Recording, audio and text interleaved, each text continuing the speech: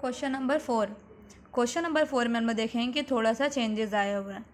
जैसे कि यहाँ तो इंक्रीज़ वर्ड है 5% तो आप लोग तो अब तक मास्टर हो चुके होंगे कि मैम जहाँ भी इंक्रीज़ रहेगा वहाँ पर प्लस वाला फॉर्मूला लिख देना है, ठीक है।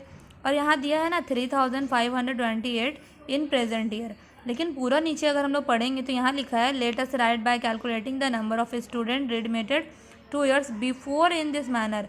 बिफोर का निकालना है कि 2 साल पहले कितना था। तो आप लोगों को हम ट्रिक्स में बताया था कि बाबू अगर हम लोगों का आफ्टर पूछ रहा है तो वहाँ पर अमाउंट निकालना है, और अगर बिफोर पूछ रहा है तो वहाँ प्रिंसिपल निकालना है।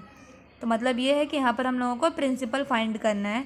प्रिंसिपल नहीं दिया हुआ है तो वहाँ पर हम लोग एक्स मानेंगे। याद रखना, प्रिंसिपल नहीं दिया रहेगा तो उसकी जगह एक्स मानना है।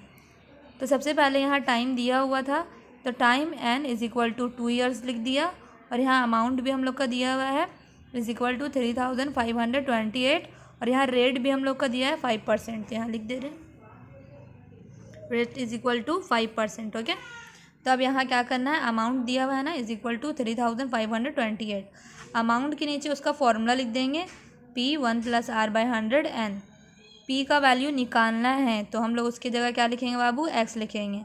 1 का 1, प्लस का प्लस, और r की जगह क्या पुट करना है 5, 100 का 100, n की जगह 2, और ये जो अमाउंट का जो अमाउंट था ये यहाँ लिख दिया, ठीक है। अब देखो ये वाला का क्या करेंगे, हम लोग यहाँ से भी ना कैंसिल करके लिख सकते हैं, ये ज़्यादा इजी हो जाएगा।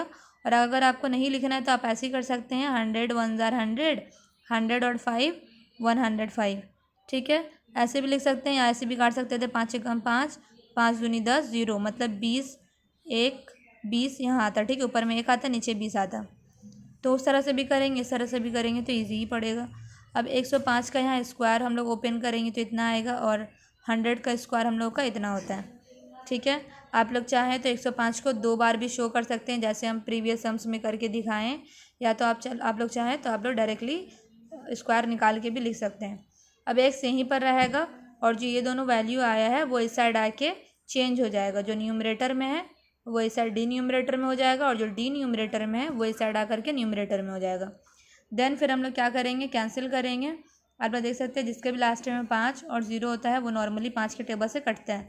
तो ये 5 के टेबल में 11 नहीं आता, 10। अच्छा, ये वाला एक काम करते हैं, आप लोगों को होमवर्क दे रहे हैं क्योंकि कैंसिल करने तो आता ही है आप लोगों को, तो आप लोग ऊपर नीचे करके कैंसिल कीजिएगा और ज़रूर मैच कीजिएगा कि उससे आंसर टैली हो रहा है या नहीं।